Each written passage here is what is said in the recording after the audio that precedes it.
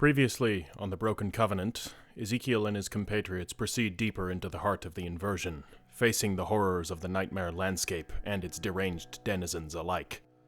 While their encounter with the madmen was brutal and swift, Ezekiel faces a far more insidious foe, his own thoughts gradually betraying him as he is worn down by the corruptive presence of the inversion.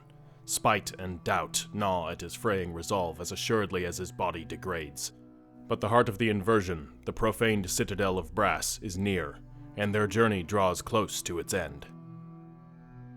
This Grimdark episodic series is written by myself, Miles A. Drake. If you enjoy this series, remember to hit the like and subscribe buttons, and the bell icon so that you'll be notified of my subsequent uploads. On a side note, if you are left wanting for more bleak horror in your life, and who doesn't want that, considering the cheery and idyllic world around us, feel free to check out my published work for the Warhammer 40,000 and Age of Sigmar settings, linked in the description. And now, without further distraction, I present Book 1, Ezekiel, Chapter 3, The Profaned. Ezekiel stumbled forward, the malign smoke coiling around him, reaching at him with grasping hands. It burned at his lungs and eyes as he focused on putting one armored boot in front of the other.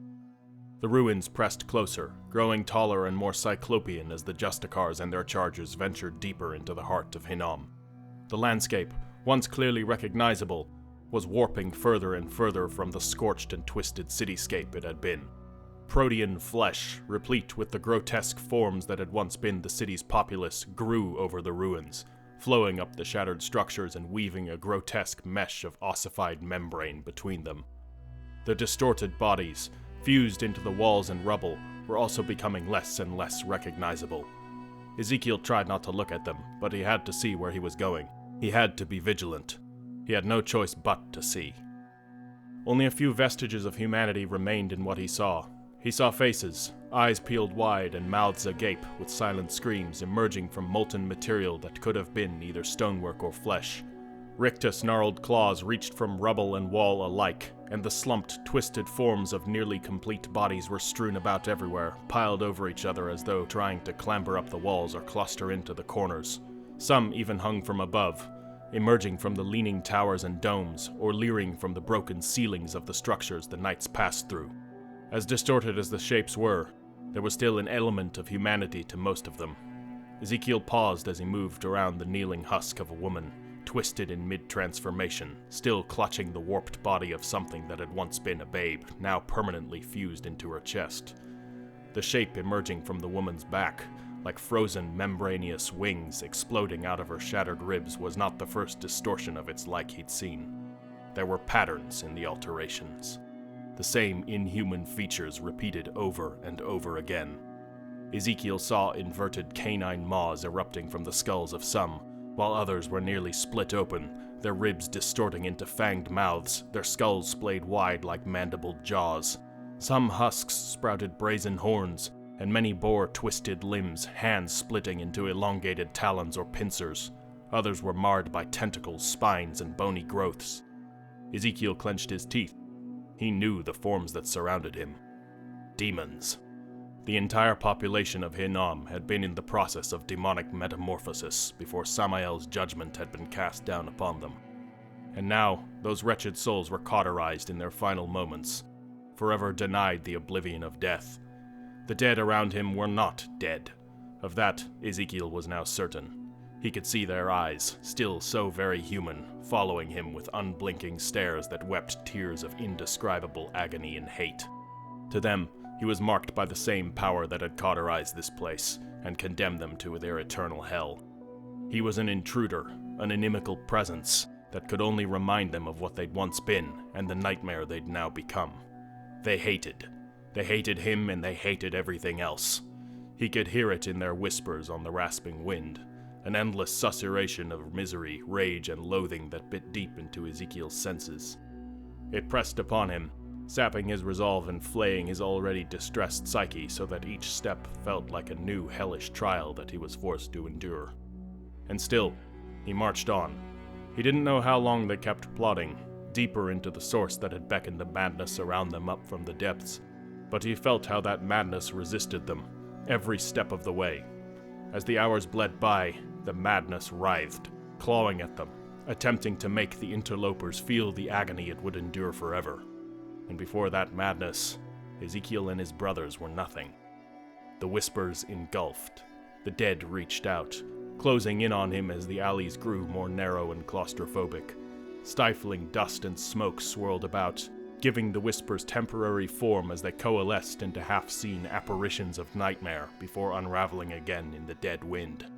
Everything was red. Elohim's light, pure and golden, was rendered crimson and hellish by the malign presence. The madness could consume even that. That made Ezekiel wonder what hope they had. He wondered how 8 mortals and a divine messenger, all so lowly in comparison to the god they served, could possibly succeed where even divinity had failed. This place was beyond Elohim's light.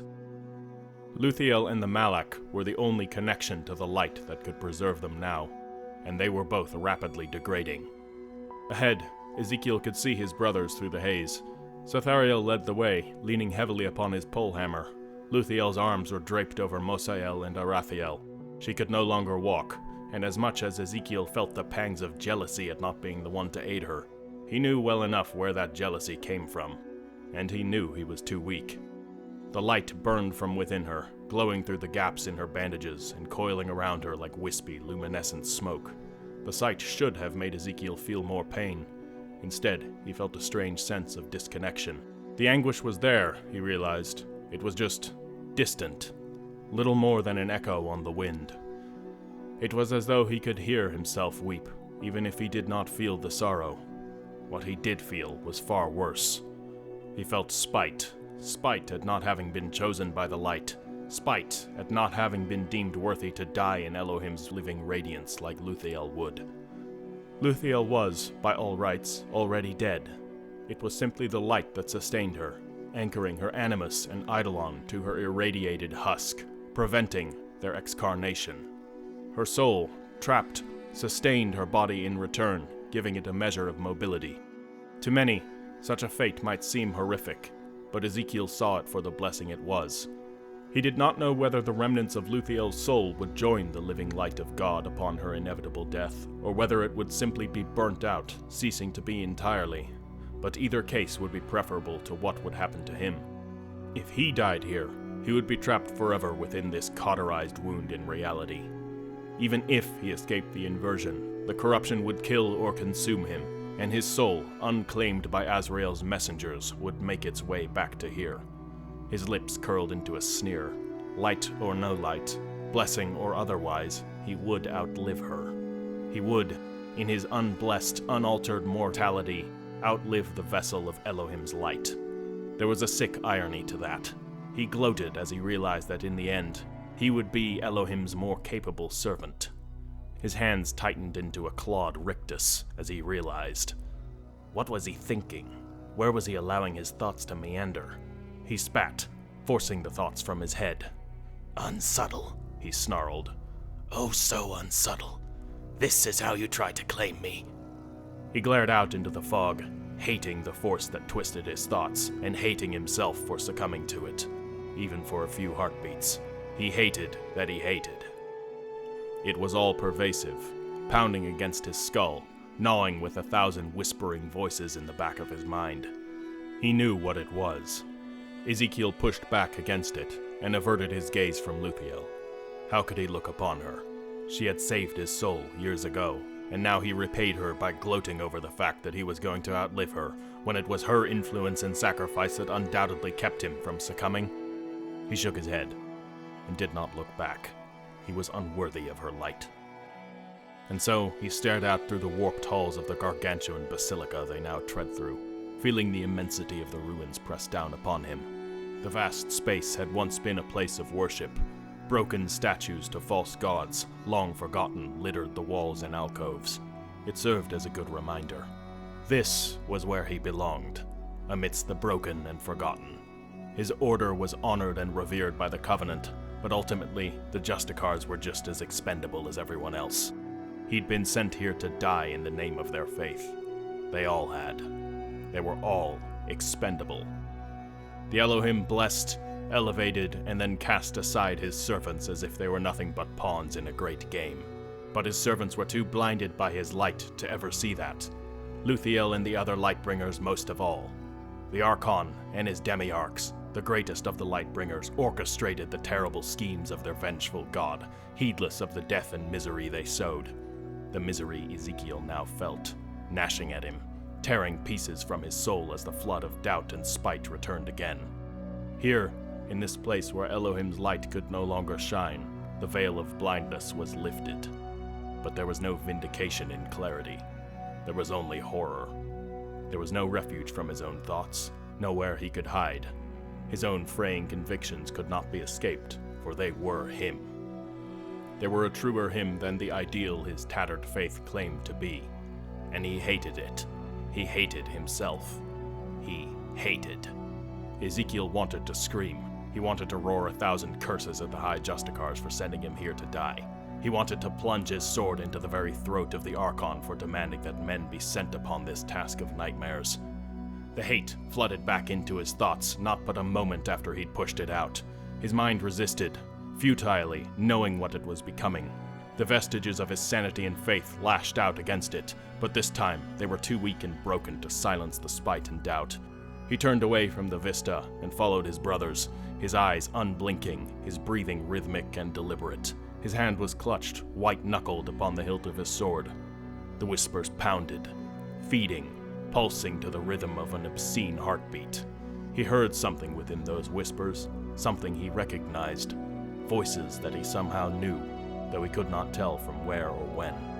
But that thought was interrupted as his panning gaze intersected with that of the Malak, moving at the head of the Justicars. It spun around, its stare sweeping across the cavernous space of the broken building. It held its mercifully shuttered lantern aloft, though rays of wispy light escaped from its vents. Their gazes met, and the seditious thoughts and whispers retreated, frightened back into the wounds in his psyche as they hid from the divine being's stare. That stare burned, but Ezekiel was thankful for it, for the pain made him remember his purpose. It made him remember the man he'd become. The Malak's gaze settled on him for a few moments, and he felt the dying husk of his conviction stir once more, resurrected by the acknowledgement of the being's divinity. It resurrected other pains as well, the physical agonies he felt racking his body.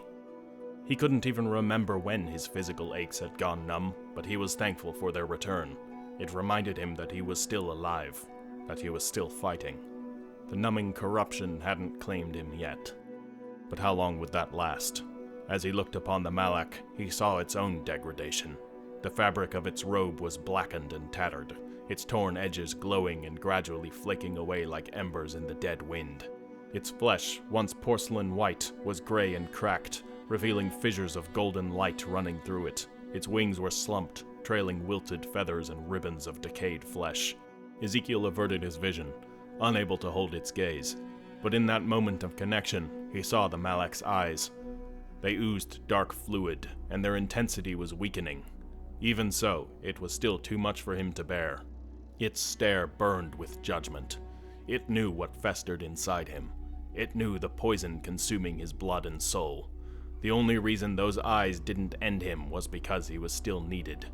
Corrupted or not, Ezekiel and his brothers still had a role to play in the divine plan. Elohim needed them before they could finally be cast aside. As the Malak turned away, the spite returned in an instant. Ezekiel tried to force it down, but he could not. It was everywhere. At most, even aided by a divine reminder of that which he served, he earned little more than a momentary respite. He needed something else.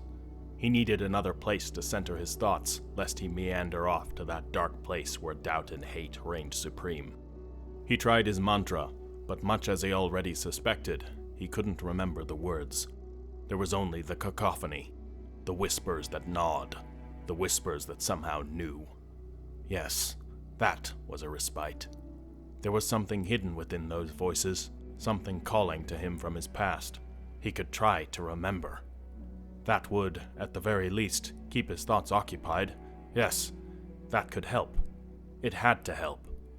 And so Ezekiel submitted to that strange yearning and proceeded onward, listening to the voices as he followed his brothers towards whatever fate Elohim had chosen for them. He didn't know how long he continued, lost to the mesmerizing haze of his own unraveling thoughts as he trod through the ruins.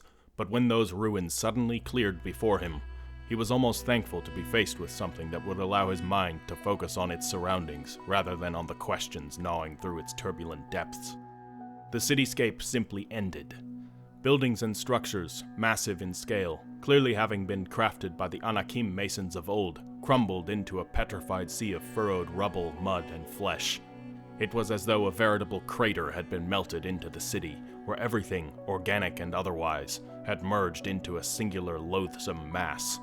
Curiously, the wavy patterns to the landscape resembled the rippling sand on a beach. The haze in the air swirled, following the curved contour of the city's edge like the wind of a great storm forever caught in place. He could see it clearly, even as the maelstrom of smoke and crimson dust tried to obscure it. The heart of the inversion. The monolithic shape was a silhouette of 5 immense towers, a fortress looming at the heart of the maelstrom, raking at the sky with its jagged battlements. Ezekiel balked at the scale of it. It was larger than the Imperial Palace and the Basilica of Archons combined, and while it didn't quite compare in size to the Supernal Spire, it was still massive. All of the party stopped, gazing out over the ossified landscape, stunned by the suddenness of its appearance. This is it, isn't it? Javanael asked, uncertainty bleeding through his usually determined voice. Sathariel nodded. Luthiel wheezed. Smoke wisped from between her bandages, where the light shone through. The other Justicars simply stood and stared. After a moment, the High Justicar spoke. The Ein Elohim has sent a vision to the Archon, a vision of encroaching doom. The Ophanim have detected a great disturbance resonating up from the deeps. The luminaries have confirmed this. Gehenna is boiling up through the inversion, and with it, the anathema's influence spreads like a sickness. You have all seen it. You have all felt it. Ezekiel's clarity returned, as his thoughts honed in on another desire. The desire to know why they were all even here, which was now, finally, being answered. Ezekiel nodded in affirmation with the others. Through the haze of his thoughts, he remembered his own teachings. He knew Gehenna was the corrupted heart of the Sheol, and the festering grave of the anathema. Few knew of its true nature, for there were none that had entered the underworld and returned sane, but the landscape around them fit the vague expectations Ezekiel had of the place well enough. They were, quite literally, walking into the rotting maw of the underworld. Ezekiel's lips curled as Sathariel continued. This malign upwelling carries with it a current of souls, dredged up from the depths of Sheol. They threaten to breach the already thinning membrane of reality. Cracks are spreading. Rifts long sealed threaten to open. The cult of the Brazen King flocks to Hinnom, called by the unheard voice of their dead god. They are plotting something. They liberate penitentiaries and conscript the broken and wretched into their ranks. Their numbers are growing, and the luminaries have detected a malign intelligence directing them, guiding them. The anathema is stirring. The words hung for a moment, before Mosael finally spoke. The anathema is dead, slain by Elohim before the dawn of mankind. How can this be? It was Luthiel that answered. A god can never die. Her voice was paper thin, the last vestiges of her strength and resolve bleeding away, her very soul burning out as it kept the vessel that was her body alive for as long as it could. Sathariel nodded in agreement. It is irrelevant whether this is being caused by the anathema itself, or by its deranged slaves, somehow invoking its power beyond death. What matters is that the Archon and the Luminary Orders have confirmed that there is, indeed, a disturbance of immense scale in Hinnom, centered around the inversion. 4 of the 5 rivers flow inverse through the astral realm, regurgitating the souls of the dead back into the material world. 4 of the 5? Javanael asked, confused. Ezekiel followed the conversation as best he could. The whispers continued to gnaw, pulling at his attention. But with answers finally in reach, he managed to push them aside for the moment. Only the Styx remains true, Sathariel answered. But I speculate that it does so because it cannot invert. The Styx encompasses all things. Acheron, Phlegethon, Cocytus, and Letha follow a more precise path. They are smaller, and I believe this might be why the enemy has managed to invert their current. Whatever the case, they now flow towards the font of the Godhead, away from Tehom. Ezekiel knew most of the names and terms from his schooling. The 5 rivers once carried the souls of the dead into the underworld, towards the great hidden ocean of Tehom. But the anathema had long twisted that natural current, requiring Azrael, Elohim's collector, to dispatch his choir of Malak in eons past to gather the souls of the dead. Why, though? Mosael asked. The enemy can dredge souls up from the underworld regardless. Why would they need to invert the rivers? How would they even manage that? It was the Malak that answered. Its words cut like a knife through Ezekiel's senses, seizing his muscles and driving away the whispers, silencing them for a merciful moment. The souls dredged forth by the enemy are petty things, powerful and corrupted, but ultimately small and insignificant in the grand scheme. They require living flesh as hosts, and are unable to maintain their forms for long. Ezekiel knew what the Malak spoke of. Demons, the souls of the damned, returned to the world of the living. They stalked unseen through the astral realm near the rifts, seeking the broken and the lost to use as puppets. The Malak continued its answer. It was the most Ezekiel had ever heard it speak. The rift here is too small for anything other than these meager souls to pass through. By inverting the rivers, the enemy can access the great sea below the underworld. They can access Tehom, and souls far more immense and ancient lie dormant within that ocean.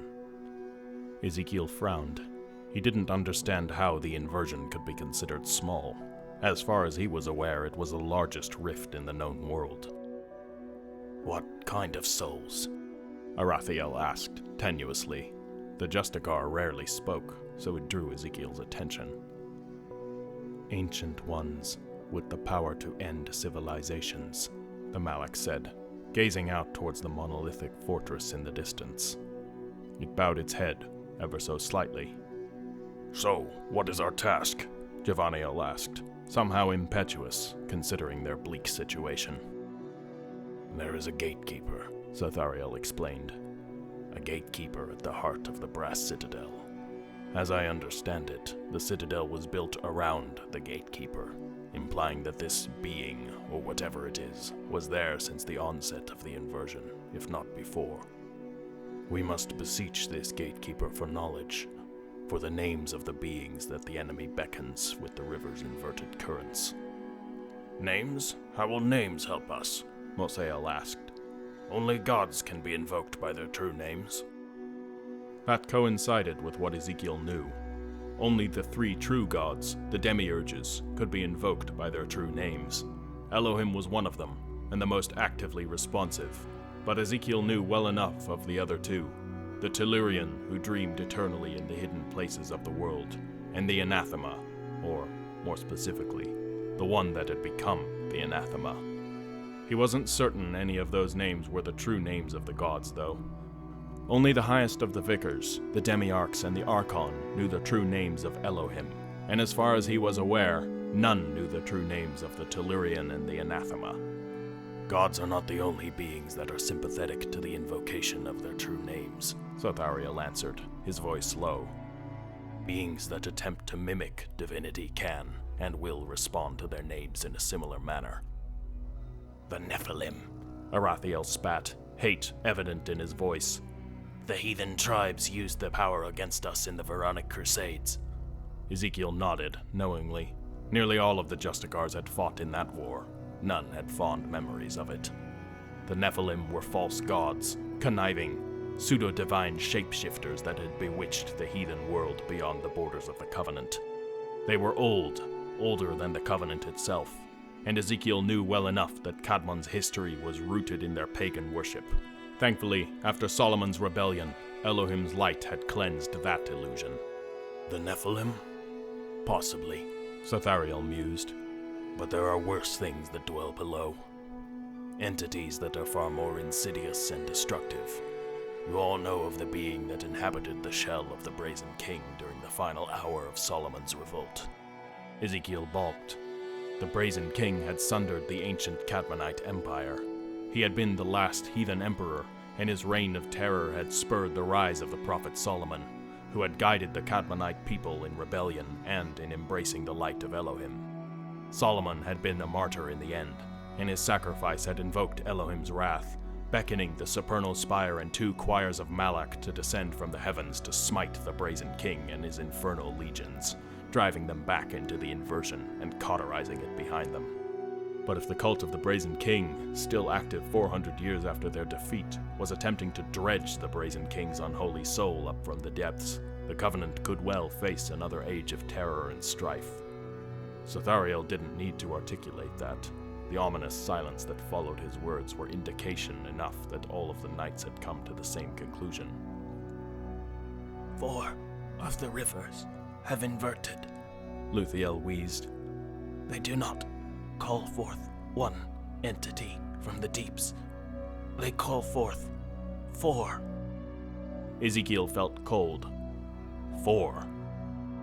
If the Brazen King was one of them, then what were the other 3? Ezekiel's mind slogged through the murk of his thoughts, trying to find an answer, piecing through his half-remembered lessons regarding the Covenant's origin. The Brazen King had had lieutenants, also beings of immense power, the Crimson Apostles, ever whispering into his ears, and the Ash Heritors, leading his infernal legions, and more.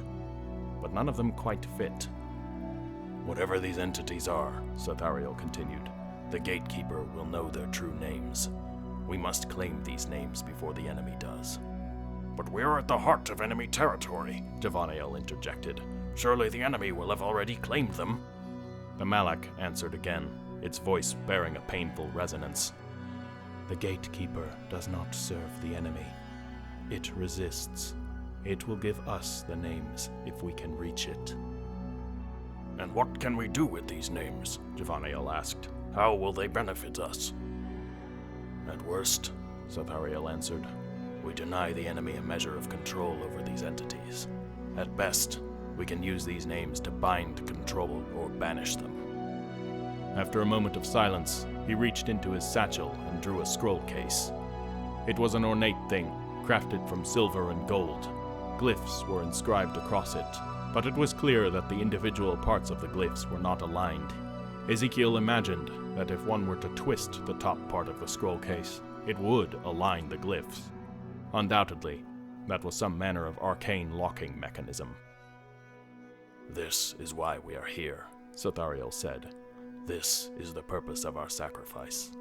We must attain the names, inscribe them upon this scroll, and then return it to the Archon. His attunement to the Elohim song surpasses that of any other mortal.